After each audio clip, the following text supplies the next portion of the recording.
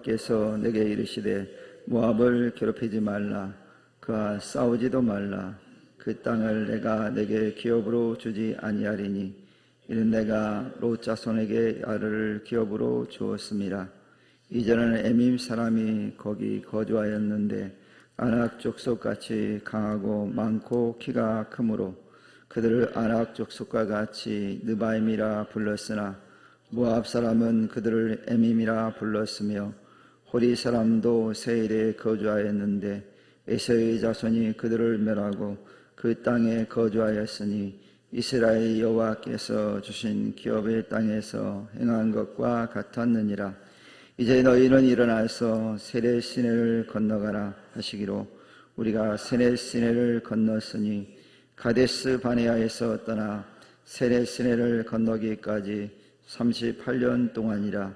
이때에는 그 시대의 모든 군인들이 여호와께서 그들에게 맹세하신 대로 진영 중에서 다 멸망하였나니 여호와께서 손으로 그들을 치사 진영 중에서 멸하신 고로 마침내는 다 멸망되었느니라. 아멘. 오늘 이 신명기 2장 9절에 15절 말씀을 통해서 피할 것과 취할 것이라고 하는 그런 말씀의 제목으로 우리 함께 말씀을 나눠보려고 합니다. 우리가 인생을 살다 보면 반드시 피해야 될 그런 상황들이 나타나기 마련입니다. 우리는 하루에도 수십 번씩 이 선택이라고 하는 그 기로 의해서 피해야 될 상황들을 직면하게 됩니다.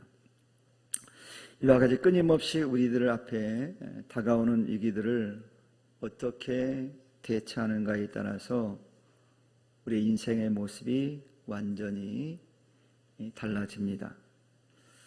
그래서 어떤 이들은 위기를 만나면 그 무게에 짓눌려서 주저앉아 버리는 그런 이들이 있습니다. 이런 이들의 특징은 뭐냐면 환경을 탓합니다. 그리고 사람을 원망합니다. 그러다 보니 절망의 늪으로 빠져들게 되는 것을 보게 됩니다. 반면에 똑같은 위기를 만나도 오히려 그 위기를 지혜롭게 대처해서 더 나은 자기의 모습을 찾아가는 이들도 있습니다.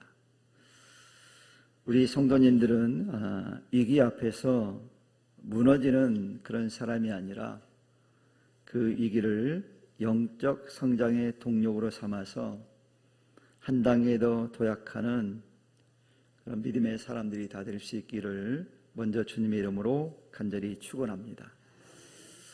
우리가 사용하는 위기라는 단어를 가만히 살펴보면 그 속에는 기회라는 의미가 숨어져 있음을 알 수 있습니다.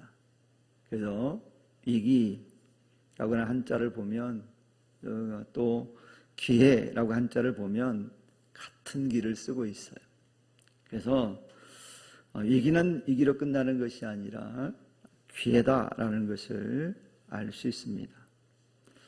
왜 위기 속에 기회가 있습니까? 자신에게 닥친 환난을 하나님의 지혜로 극복하고 나면 그것이 오히려 인생의 전환점이 돼서 전화위복의 복을 누리기 때문에 위기가 곧 기회라 이렇게 말할 수 있어요. 그래서 야고보 사도는 야고보서 1장 2절을 통해서 이렇게 우리에게 권면을 합니다.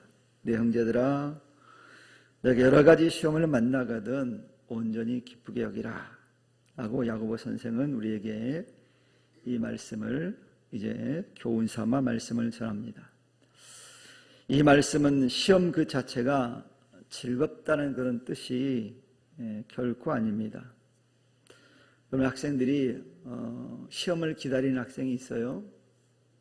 즐겁게 시험을 기다리는 학생은 아무도 없을 겁니다. 천에 하나 가능성이 있을지 모르겠지만, 왜냐하면 가끔 그런 사람들이 있더라고요. 자기는 공부하는 게 너무 즐거워 재밌었다고. 근데 저는 공부하는 동안 공부도 많이 해봤지만 즐거운 적은 없어요. 해야 되니까 하는 거고, 또 시험 때가 되면 막 긴장이 되거든요. 가끔씩 시험을 보면 어떤 친구들은 너무 노는데 시험을 잘 보는 친구들이 있더라고요. 어떤 친구는 정말 열심히 시험 준비를 했는데 시험을 망치는 그런 친구들도 있더라고요. 보니까 시험을 잘 보는 친구들은 시험 때가 와도 긴장을 않더라고요. 그래서 시험을 잘 푸는데 시험을 못 보는 친구들은 보면 평상시 열심히 공부하는 것 같은데 시험 때가 되면 애들 말로 소위 쫄아가지고 시험을 망치는 경우가 있어요. 막 긴장되고 막 그래가지고 그런 친구들이 있더라고요. 제가 예전에 부목 생활할 때 우리 교회 아이들이 대체적으로 공부를 좀 했습니다. 제가 굉장히 그에 젊을 때니까 강조를 많이 했거든요. 야, 예수 믿는 애들은 정말 열심히 해야 된다. 뭐 예배 생활도 열심히 하고 기도 생활도 열심히 해야 되지만 학교 생활도 열심히 해야 된다 하고 하도 강조를 해가지고 아이들이 정말 열심히 했거든요. 고3 학생들도 금요기도에 나오고 수요 예배도 나오고 막 이랬어요. 근데 그 아이들이 제 말을 듣고 열심히 나온 아이들은 영적 성장도 있었지만 또 공부도 잘하더라고요. 그래서 지금은 교수가 되긴 아이들도 있고 이래요. 이처럼 시험을 만났을 때 잘하는 아이들이 있지만 그렇지 못한 아이들도 있더라고요. 근데 시험을 막 즐겁게 받아는 그들 잘하는 애들도 그렇게 좋아하지 않더라고요. 빨리 시험 기간이 지났으면 좋겠다라고 학생들은 이야기합니다. 시험을 좋아하는 사람은 거의 없어요. 성도들도 마찬가지입니다. 오늘 성경에 야고보 선생이 여러 가지 시험을 만나거든 온전히 기쁘게 여기라 라는 말이 있지만 이 말씀 속에 시험 자체가 즐겁다는 뜻은 아니거든요. 그 얘기는 다른 말로 하면 성도에게 있어서 위기는 하나님 만날 수 있는 기회이고 반드시 극복해야 될 성장의 과정을 이제 말씀하면서 이제 믿음으로 선포하는 말씀이에요. 즐거워서가 아니라 믿음의 선포라는 거예요. 믿음의 선포. 오늘 본문을 통해서도 우리가 그래서 인생에게 있어서 무엇을 피하고 무엇을 취하는지 이 말씀을 통해서 우리 성도들이 하나님 음성을 듣는 은혜가 있기를 축원합니다. 오늘 본문 9절의 말씀을 보면 하나님께서 이스라엘 백성들에게 아주 구체적인 지침을 내리시는 모습을 보게 됩니다. 오늘 말씀에 보니까 모압을 괴롭히지 말라. 그와 싸우지도 말라. 그 땅을 내가 내게 기업으로 주지 아니하리니 이는 내가 룻 자손에게 아르를 기업으로 주었음이라 이렇게 말씀하고 있거든요. 하나님께서 이미 그 모압 사람들에게 땅을 줬기 때문에 그걸 기업으로 줬기 때문에 너희들이 간섭하지 말라는 거예요. 쳐다보지도 말라는, 관심 갖지 말라는 얘기예요. 하나님 이처럼 모압을 괴롭히지도 말고 그들과는 싸우지도 말라고 말씀하셨어요. 그 이유는 너무도 명확합니다. 모압 족속이 살고 있는 땅은 하나님께서 이미 그들에게 허락한 땅이란 얘기죠. 그러므로 그것은 이스라엘 백성들이 차지할 땅이 아니라 그냥 관심 두지 말고 피해야 될 땅이다 라고 하나님께 말씀하시는 거예요. 이 말씀은 오늘날 우리에게도 중요한 영적 원리를 우리에게 말씀해 줍니다. 하나님께서는 우리 믿는 성도에게 이제 모든 영역을 다 허락하시거든요. 하지만 또 하나님께서 금하신 것도 있거든요. 그러니까 모든 걸 허락하지 않고 허락하지만 또 그 가운데 하나님께서 허락하지 않는 영역이 분명히 있어요. 즉 하나님이 정해놓은 경계가 있다는 얘기죠. 그래서 성도라면 가지 말아야 될 곳이 있다는 거예요. 근데 우리는 가끔씩 성도인데 가지 말아야 할 것도 가는 경우가 있죠. 하나님 가지 말라는데 성도로서 가지 말아야 될 것이 분명히 있어요. 또 성도로서 하지 말아야 될 것이 있습니다. 그리고 취하지 말아야 될 이득이 분명히 존재한다는 것을 우리 너무 잘 알고 있어요. 즉 이것은 우리 하나님께서 믿음의 사람들에게 설정해 두신 거룩한 경계선이 있다라는 거예요. 그런데 그 경계선 안에서 살아야 된다는 걸 우리에게 말씀하고 있어요. 그러면 여러분, 그 경계선이 있다는 건 뭡니까? 그 경계선을 무시하고 넘어서면 어떤 일이 벌어져요? 하나님이 책임질 수가 없는 거예요. 왜? 하나님이 정해진 선을 넘었으니까. 여러분, 우리는 세계 유일의 분단 국가에 살고 있습니다. 그래서 뭐가 있죠? 우리나라 땅에는 남북이 휴전선이라는 게 있습니다. 경계선이 있어요.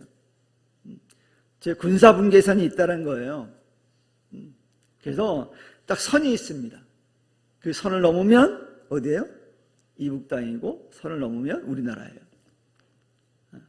자, 그러면 대한민국이 우리나라 사람을 책임질 수 있는 땅은 이 땅에 선을 그어진 경계를 넘지 않아야만이 책임져 줄 수 있어요. 넘어가 버리면 어떻게 될까요? 책임질 수가 없는 거예요. 그 넘어가서 죽어도 우리 책임질 수가 없는 거예요. 왜? 넘지 말라고 했는데 넘어갔으니까. 그걸 왜 넘어갑니까? 넘지 말라는데. 그래서 좀 개구진 사람들은 꼭 하지 말라는 걸 잘합니다. 성도 중에도 우리가 신앙생활 잘하는 사람과 못하는 사람 차이가 뭐냐면, 잘하는 사람은 하나님이 하라는 걸 잘하고 하지 말라는 건 딱 안 해요. 이게 잘하는 거거든요. 근데 우리의 사람들은 어떤 심보가 있냐면 청개구리 심보가 다 있어요. 하지 말라고 그러면 왠지 하고 싶어. 그렇죠? 여러분들도 하지 말라면 왠지 하고 싶어. 그래서 해보는 거예요. 근데 하면 큰일 나는 거거든요. 하면 내게 손해거든요. 청개구리 심보를 가지면요, 엉뚱한 짓을 하게 되는 거예요. 그래서 이 경계선을 넘으면 안 돼요. 그래서 국경을 넘을 때는 반드시 검사를 하잖아요. 그냥 넘어가지 못해요. 성경에 보면 대표적인 예가 있는데요. 에덴 동산에 하나님께서 아담과 하와에게 정해주신 경계선이 있습니다. 창세기 2장 16절 10절 말씀에 보면 그 말씀이 나오는데, 하나님이 아담과 하와에게 이렇게 말씀해요. 여호와 하나님 그 사람에게 명하여 이르시되, 명하여 이르시되 동산 각종 나무 열매는 내가 임의로 먹되, 동산에 있는 모든 시루가 내가 임의로 다 먹을 수 있다 라고 말씀하셨어요. 근데 한 가지를 허락 안 했습니다. 그게 경계거든요. 뭐라고 말씀하면, 선악을 알게 하는 나무 열매는 먹지 말라. 먹는 날에는 반드시 죽으리라. 하나님 뭐라고 말씀했다고요? 먹는 날에는 반드시 죽는데요. 그럼 관심 가져야 돼요? 갖지 말아야 돼요? 관심 갖지 말아야 돼요. 먹으면 죽는 거니까. 내가 죽는 과일인데 그걸 먹겠어요? 제가 여러분들에게 사과를 탁 주면서 여기다가 죽을 수 있는 독약을 넣었으니까 이거 드실래요? 그럼 드실 분, 우리 목사님 미쳤다고 그러지. 목사가 드디어 미쳐가 날뛰는구나. 이제 우리를 죽이려고 사과에다가 독을 넣어가 주는구나. 이럴 거 아니에요. 그 얘기를 한 거예요, 하나님이 아담과 하와에게. 그러니까 관심을 가져야 돼요, 안 가져야 돼요? 제가 여기다가 독사과를 딱 놓고 이게 독사과니까 관심 두지 마세요. 그걸 놔뒀어요. 그럼 관심 가져야 돼, 안 가져야 돼요? 관심 갖지 말아야 돼요. 괜히 관심 가지고 한 입 물었다가는 어때요? 골로 가는 거예요, 골로. 성경에 죽는다고 그랬잖아요. 그런데 여러분, 아담과 이 최초의 인류인 아담과 하와가 이 경계선을 넘었을까, 안 넘었을까요? 넘었잖아요. 우리가 다 알잖아요. 그래서 그 경계선을 넘는 순간 사망이 모든 사람에게 임하게 되었다고 말씀하잖아요. 이런 사실에 바울이 로마서 5장을 통해서 우리에게 분명히 말씀해 주고 있어요. 로마서 5장 12절에 보니까 바울이 이렇게 그에 대해서 말씀해 놓고 있습니다. 그러므로 한 사람으로 말미암아 죄가 세상에 들어오고 죄로 말미암아 사망이 들어왔나니 이와 같이 모든 사람이 죄를 지었으므로 사망이 그 모든 사람에게 이르렀느니라 이렇게 말씀하고 있잖아요. 그 한 사람 때문에 그가 경계를 넘음을 통해서 이 공동체의 모든 사람들에게 고통을 줬다는 거예요. 즉 사망이라고 하는 엄청난 일이 벌어지게 됐다는 거예요. 왜? 하나님 그렇게 약속했잖아요. 그렇게 말씀했잖아요. 그러니 하나님 말씀을 듣고 경계선을 넘으면 안 되는 거였어요. 여러분 성경에는 이 경계선을 넘었다가 비극을 맞이한 예가 참 많아요. 성경에 그 얘기가 계속 기록되어 있잖아요. 하나님이 하지 말라고 하는데 늘 그 경계선을 넘는 이들이 있거든요. 그 대표적인 인물 가운데 한 사람이 바로 아간이거든요. 아간. 여리고성 전투 당시 하나님께서 이스라엘 백성들에게 명하셨어요. 그들이 전쟁에 승리하고 난 다음에 이 성 안에 있는 모든 물건을 하나님께만 바치고 개인이 취하지 말라고 엄히 경고하셨어요. 명령하셨어요.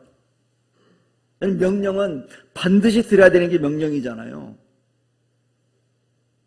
그런데 여러분 아간은 눈앞에 탐욕의 눈이 멀어서 시내산의 아름다운 외투 한 벌과 은과 금을 훔쳐서 자기 장막 밑에 숨겨버렸어요.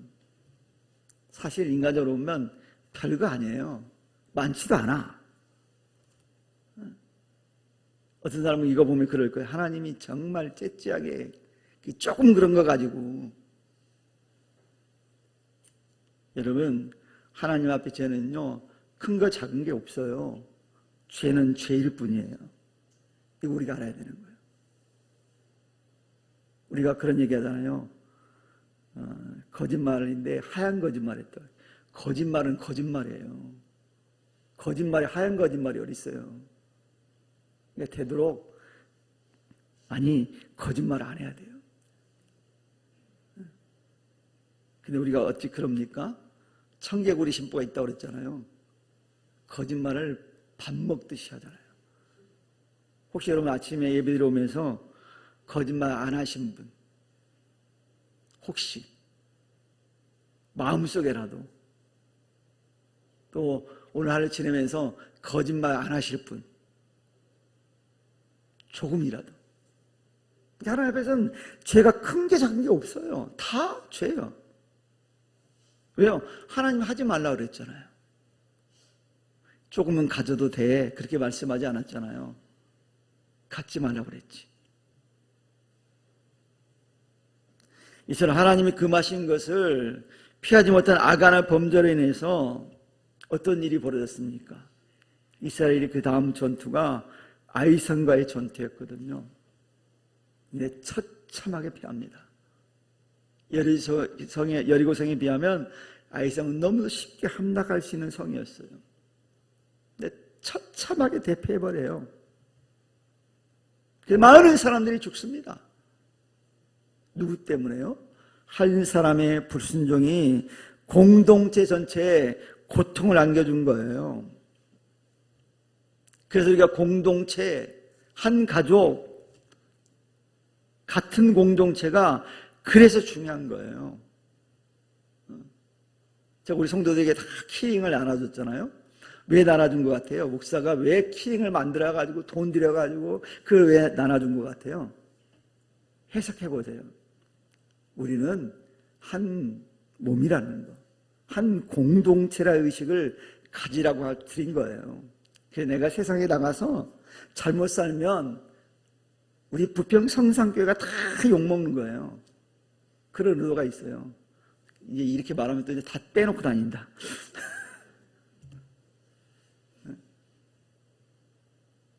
그런 의미가 있는 거예요. 내가 잘못 살면 나 한 사람으로 끝나지 않는 거예요.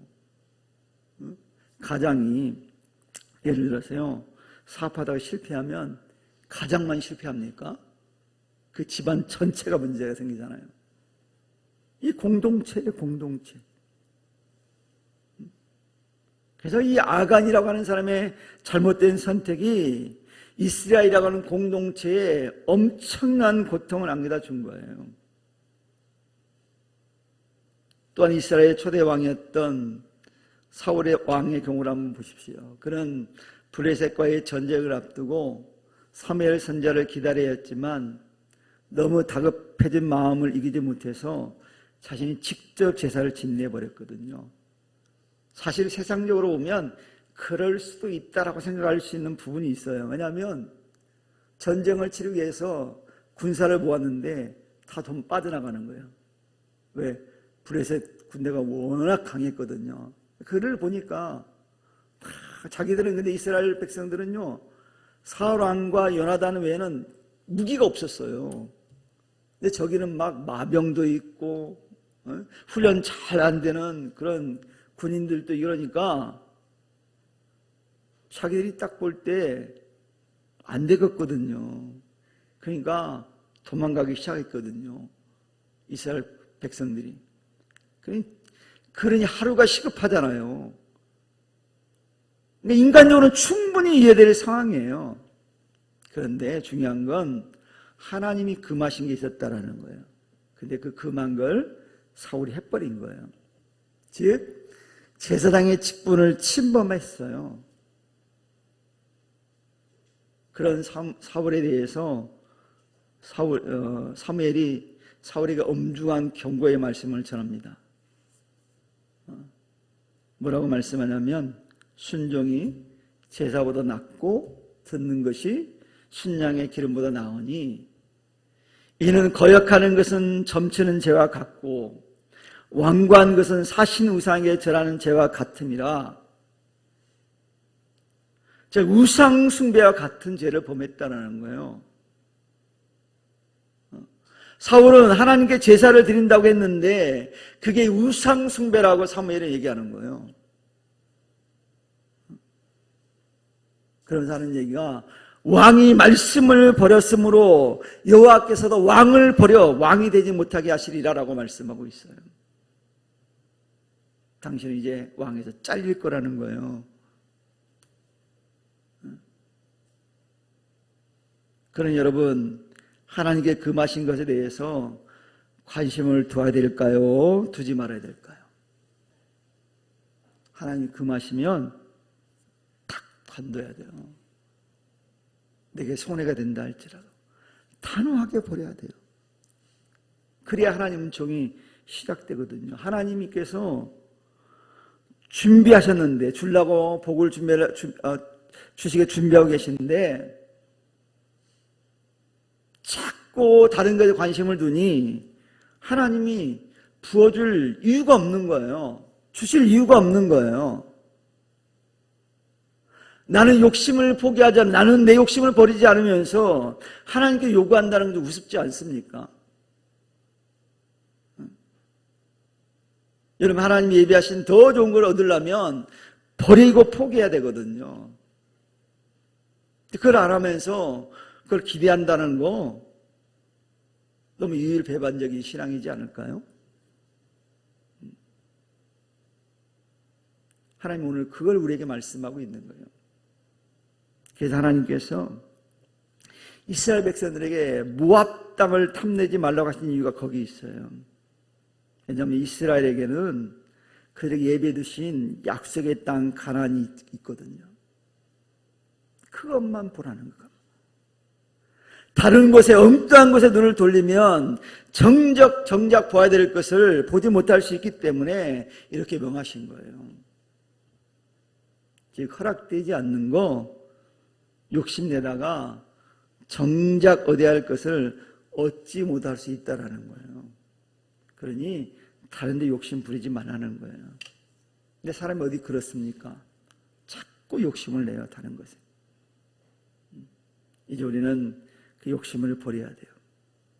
우리가 세상 것에 지나치게 욕심 부르면 정작 보아야 될 진리를 보지 못할 수 있어요. 그래서 많은 사람들이 진리를 못 보는 거예요. 왜?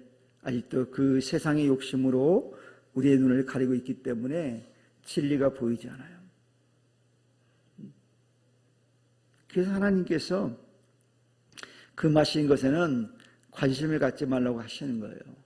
이 같은 하나님의 뜻을 우리가 기억하고 다른 데 마음 두지 말고 오직 하나님의 약속을 의지하는 복된 믿음의 삶을 사는 우리 성도 되기를 축원합니다. 다른 데 관심 갖지 마세요. 하나님 금하면 멈추면 돼요. 허락하신 경계까지만 가면 돼요. 이게 경계를 넘는 순간 사망이 온다니까요. 굳이 넘을 필요가 없잖아요. 그 안에서 얼마든 자유함을 누릴 수 있는데.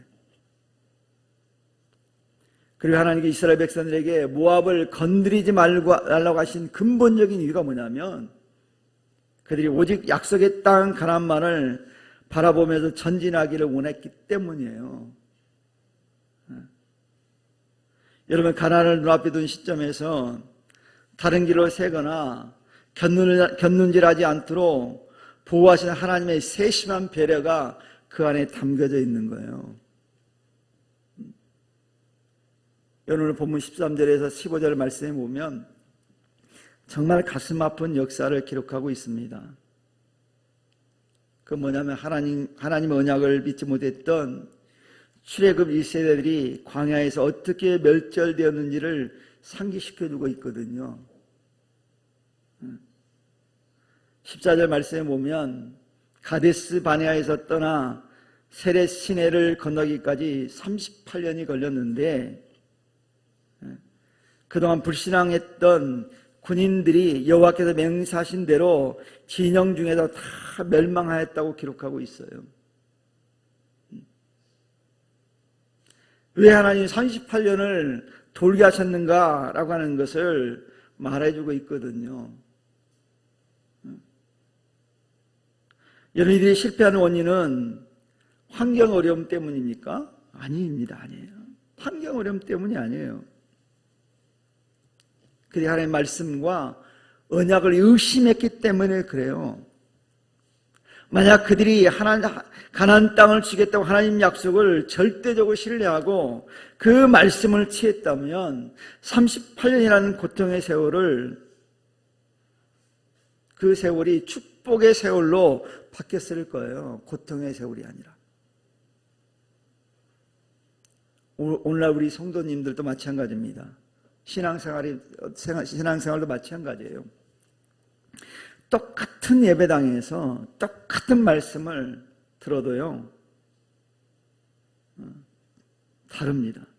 어떤 사람은 정말 하나님의 놀라운 은혜와 역사를 삶 속에 생생하게 체험하지만 어떤 사람은 수십 년을 출석해도 아무런 변화가 일어나지 않아요. 정말 이게 더 기적이에요. 저는요, 구원받는 것도 기적이지만 수십 년을 다녀도 변하지 않는 것도 기적이라고 봐요. 그렇게 말씀을 듣는데 어떻게 안 변해? 너무 놀랍지 않습니까? 좋은 것을 먹였는데 몸에 변화가 없어. 그것도 기적이지 않겠어요? 아내가 정말 지극정성으로 남편을 해서 좋은 것만을 해서 줬는데 몸이 변하지 않아. 이것도 기적이잖아요. 어쩌면 그래요? 그 차이가 뭐겠습니까? 말씀에 대한 반응이 있거든요. 이쪽으로 듣고요, 이쪽 샥 지나가는 거예요. 그래서 집에 돌아가면 교회 문을 나서는 순간 우리 목사님 오늘 무슨 말 했지? 기억도 안 나. 제목이 뭐지? 그것도 기억 안 나. 아무것도 기억 안 나. 그냥 웃은 것만 기억나.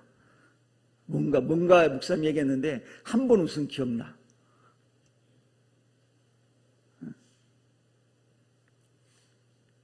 여러분 교회에서 뭔가 하자고 했을 때 그때는 뭔가 해봐야 되는 거예요. 열심히. 그럼 거기에 대한 결과값이 있거든요. 항상. 근데 어떤 사람들은요, 뭐 수십 년 다녀도 한 번도 반응하지 않는 분들이 있더라고요, 보니까. 내년에 26년도는 성경 일독을 목표로 책을 나눠드릴 거거든요. 뭐 하는 거 안 하는 거 자유예요. 여러분 하든 말든 자유인데 믿고 순종하고 반응한 사람들은 놀라운 하나님의 역사를 체험할 거예요. 근데 목사님이 또 그냥 우리 괴롭히려고 하는구나, 이런 마음 가지고 하면 절대 하지 마세요. 그런 마음 가진 분들. 제가 여러분을 괴롭히려고 하겠어요? 제가 여러분 괴롭혀가지고 이익되는 게 뭐가 있는데요? 하나도 없어요. 그래서 결심을 하세요. 한번. 내가 올해는 내년에는 성경 일독을 해봐야 되겠다. 그래서 이 책에 있는 대로 쭉 읽고 체크하면요, 복이 있을 겁니다. 그리고 제가 선물도 줄 거예요. 다 이 책을 달라고 그래가지고 보고 잘한 사람은 선물도 줄 거예요. 정말 좋은 선물 줄 거예요. 좋은 선물. 믿어요. 그것도 선물 준다는 거 믿어요. 제가 혹시 잊어버리면 목사님 준다고 그랬잖아요. 그럼 생각날 거예요. 제가 그럼 드릴 테니까 믿으세요. 그래서 반응을 해야 되거든요. 뭔가 하자고 할 때 반응을 해야 돼요. 근데 반응을 안 하는 사람들이 있어요. 그래 놓고 나중에 막 불만을 터뜨리는 사람들이 있어요. 누구 잘못이에요? 하라고 한 사람이 잘못이에요? 반응을 안 한 사람 잘못이에요? 반응을 안 한 사람 잘못이잖아요. 근데 하라고 한 사람이 잘못했다고 그러는 거예요. 이해할 수가 없다니까. 청개구리 심보예요. 여러분, 신앙은요 뭐냐면 하나님께서 주신 말씀을 나의 것으로 취하는 게 신앙이에요. 하나님이 말씀하시면 내 상식에 맞지 않아도, 내 형편이 어려워도 그 말씀을 붙들고 일어서는 것이 바로 신앙이거든요. 이게 신앙이잖아요. 믿음은 바라는 것들의 실상에 보지 못하는 것들의 증거라고 그랬잖아요. 거기 어디 내 상황에 맞고 내 상식에 맞는 것이, 상식에 맞는 걸 믿는 게 믿음이라고 성경에 되어 있습니까? 상식에 안 맞아요. 내 형편에 안 맞아요. 그래도 하나님 말씀이라면 그걸 붙드는 게 신앙이에요. 얘가 있잖아요. 예수님의 제자 가운데 베드로를 한번 보세요. 베드로가요, 밤새도록 그물을 던졌어요. 어부잖아요. 평생 그 일을 하고 산 사람이에요. 그러니까 도 같은 사람이에요. 그런데 여러분, 성경에는요 놀랍게도 한 마리도 못 잡았대요. 잡았어요? 못 잡았다고요? 단 한 마리도 못 잡았대요. 그렇게 성경에 표현하고 있어요. 밤새 그물질 했으니까 피곤할까요? 안 피곤할까요? 너무 피곤하죠. 근데 여러분, 예를 들어 밤새고 여러분 일하고 왔어. 피곤할까 안 피곤할까요? 피곤하죠. 아무것도 하기 싫잖아요. 저도 그래요. 피곤해요. 그러니까 육체적으로나 심적으로 매우 지친 상태였어요. 근데 예수님께 오셔서 그 베드로에게 말씀합니다. 깊은 데로 가서 그물을 내려라. 베드로 입장에 보면 말도 안 되는 얘기예요. 베드로는 평생 바다에서 잔뼈가 굵은 전문가잖아요. 예수님은 그에 비해서 목수 출신이잖아요. 근데 예수님이 그 얘기했어요. 근데 여러분, 놀라운 일이 벌어집니다. 베드로가 뭐라고 얘기합니까? 선생님, 우리들이 밤새도록 수고하였을 때 잡은 것이 없지만은 말씀에 의지하여 내가 그물을 내리니다 그랬어요. 나 피곤해 미치겠는데, 너무 힘든데. 예수님 말 같지도 않은 소리 하지 마, 이렇게 말하지 않았어요. 밤새도록 내가 수고해야 돼. 잡은 것이 없지만은 주님이 그렇게 말씀하신다면 내가 그물을 내리겠습니다. 여러분, 베드로는 자신의 경험, 자신의 판단을 버리고 주님의 말씀에 순종했습니다. 그럴 때 여러분, 어떤 일이 벌어졌어요? 그 머리 찢어질 정도의 기적을 경험하게 되었다고 성경은 말씀하고 있어요. 여러분, 내가 피곤해 죽겠어. 밤이 새는데, 밤새고 왔는데 전사님한테 전화가 와. 전사님, 목사님이 갑자기 신방하고 싶다네요.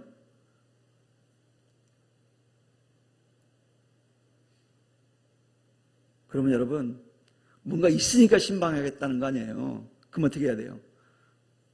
목사님 오세요. 이래야지. 목사님 미쳤나 봐 드디어. 이 새벽에 왜 신방 온다고 그래? 갑자기 돌았나? 그러면 안 된다는 거예요. 제가 우리 교회 온 지 5년 넘었거든요. 한 번도 안 가본 집도 있어요. 우리 성도들 가운데. 한 번이라도 가봤으면 좋겠어요. 우리 성도들 가는데. 나 좀 초청해서 한 번 가보고 싶어. 한 번은 가봐야죠. 그래도. 저는 좀 오라고 안 하면 잘 안 가요. 제가 요즘 MZ시대 스타일의 목회를 하거든요. 목사님 신방해 주세요. 그러면 가는데요. 말 안 하면 저는 잘 안 갑니다. 그래서 우리는 대신방도 접수를 받잖아요. 접수. 원하는 사람만 하잖아요. 원하지 않은 데 가면요. 그 성도들 짜증나거든요. 그잖아요. 아니 오지 말았는데 굳이 목사님 간다면 짜증나잖아요. 그래서 여러분들 자유 선택 의지를 주는 거예요. 그러니까 여러분 올해 2020년 1월 달 2월 달 신방할 건데 오라고 그러면 갑니다. 전혀 강제로 막 강요하지 마세요. 신청만 받아요. 근데 오라고 안 하면 절대 안 갑니다. 걱정하지 마시고. 하지만 여러분 한 번 정도 초청 좀 해주세요. 1년에 한 번인데. 제가 거기 가서 뭘 훔쳐오겠어요? 금가락재를 훔쳐오겠어요? 뭘 훔쳐오겠어요? 안 훔쳐옵니다. 오래 가다 마음껏 축복하고 오지. 바로 베드로가 이처럼 한 주의 말씀을 순종했을 때 그물이 찢어질 정도로 고개 잡혔다고 말씀하잖아요. 이것이 바로 우리가 취해야 될 신앙의 태도예요. 신앙의 태도. 베드로가 그랬던 것처럼 경험을 의지하지 말고 주님의 말씀을 의지하고 순종함을 통해서 하나님 놀라운 은혜를 체험하는 우리 성도에게를 축원합니다. 여러분, 하나님께서 우리에게 피해라 이렇게 말할 때는 이유가 있을 거 아니에요. 아무 이유 없이 하나님 피하라고 그러겠어요? 설령 우리가 그 깊은 뜻을 당장 다 알 수 없다 하더라도 하나님 피하라고 하시면 피하는 것이 사는 길이에요. 반면에 하나님 또 치라 그러면 거기도 이유가 있을 거 아니에요. 그러니 그때는 어떤 대가를 치르더라도 심지어 생명을 걸고서라도 그 말씀을 나의 것으로 취해야 됩니다. 그게 살 길이잖아요. 여러분, 이스라엘 백성들이 가나안 땅에 들어갈 수 있었던 비결이 뭡니까? 그들의 군사력 때문일까요? 그렇지 않아요. 그들의 군사력은 볼품없었어요. 그들은 하나님께 금하신 것을 피하고 하나님께 약속하신 말씀을 끝까지 신뢰하며 순종했기 때문에 가나안 땅에 들어간 거예요. 그래서 사랑하는 성도 여러분, 오늘 우리 앞에 놓인 상황 속에서 우리가 피해야 될 것은 무엇입니까? 하나님에 대한 불신, 이거 피해야 됩니다. 내 생각대로 하려는 불순종, 이거 버려야 돼요. 그 세상의 헛된 욕심, 이것들은 단호하게 버리시기를 축원합니다. 버려야 살아요. 이거 가지고 있어봤자 좋을 게 하나도 없어요. 이로울 게 없어요. 근데 그걸 왜 붙들고 있어요? 그렇다면 우리가 취해야 될 게 뭐겠어요? 하나님 말씀에 대한 확신을 가져야 됩니다. 끝까지 인내하며 따르며 순종하시기를 바랍니다. 그리고 중요한 것은 하나님의 나라에 대한 소망을 가져야 돼요. 이처럼 우리가 하나님 말씀에 대한 순종과 확신을 가질 때 우리의 삶에는 하나님의 놀라운 역사하심이 기적이 시작될 겁니다. 이런 은혜가 있기를 바랍니다. 이제 우리 모든 성도님들은 이런 사실을 기억하고 늘 하나님의 말씀 안에서 거룩한 분별력을 갖기를 축원합니다. 분별력이 있어야 돼요. 그래서 피할 것은 피하고 취할 것은 취함으로 약속의 땅 가나안을 정복했던 여호수아와 갈렙처럼 날마다 승리의 찬송을 부를 수 있는 성도가 되어야 돼요. 여러분, 여호수아와 갈렙이 어땠습니까? 사람들이 다 아니라고 그래도 그들은 얘기합니다. 하나님께서 약속해 주지 않았느냐? 하나님이 말씀해 주시지 않았느냐? 하나님 주시기로 약속했으니까 우리의 상황 보지 말아라. 하나님 주신다고 그랬지 않았느냐? 저는 우리의 음식이라고 하잖아요. 밥이라고 그래요, 개혁성경에서. 그러니 추리할 게 없다라는 거예요.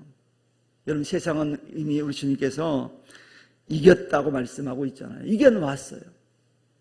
여러분, 세상 두려워하지 말고 주님의 말씀을 기억함으로 그 말씀을 믿고 나아감을 통해서 승리하는 삶을 살아가는 우리 성도들 다 되기를 주님의 이름으로 간절히 축원합니다.